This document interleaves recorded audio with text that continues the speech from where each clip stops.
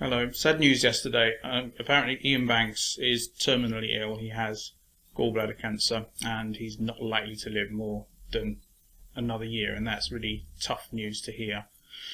Iain Banks is probably the living, ordinary human being who is closest to being a hero to me. And I'm not good at heroes because I see the universe in a very impersonal way.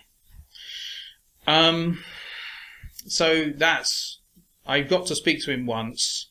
When he launched Surface Detail, I asked him a question about why the Idiran culture wars were set in the Middle Ages, our Middle Ages, and he said that it was to make it seem more poignant because it was such a long time ago.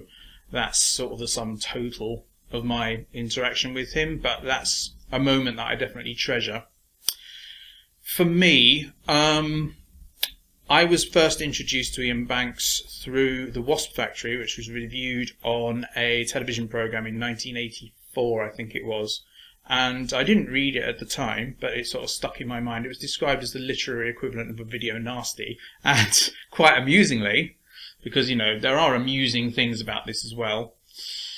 The second edition had loads of reviews that slagged it off, printed in the first couple of pages, which I thought was really quite amusing and humble of him, and that was neat.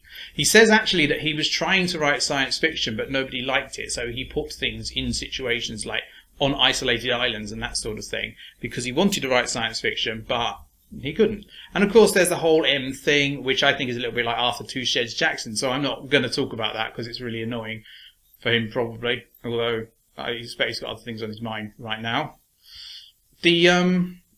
Obviously, the thing that I really love about his stuff, more than anything else, although his mainstream stuff is fantastic and really speaks to me, is the culture novels. And I'm not excluding Against the Dark Background or the Algebraist, but the culture novels are amazing. I mean, they're clearly influenced by Ursula Le Guin, and it sort of feels like it's so real.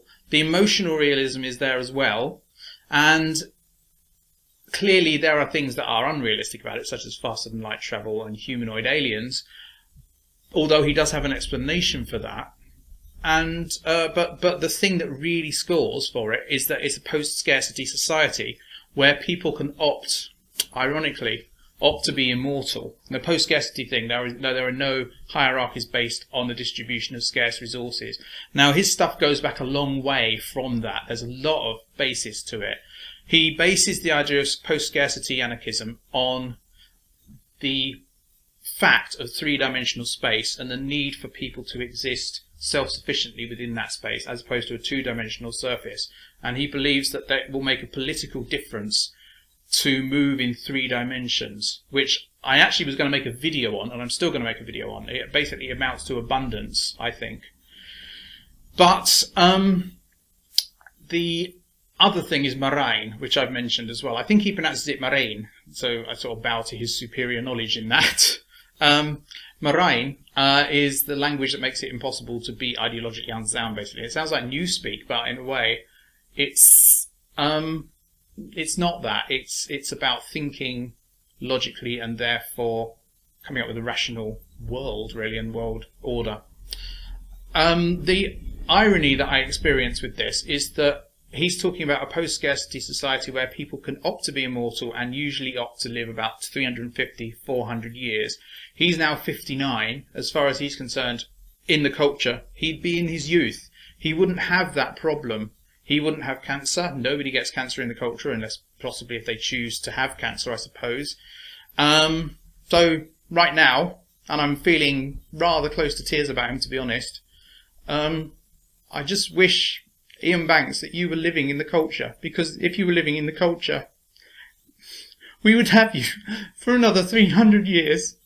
And I just really wish you hadn't had this news. And if you're watching this, you mean a lot to me. And that's where I'm going to leave it. So if you like this video, please rate, comment and subscribe. If you dislike it, please tell me why so I can improve.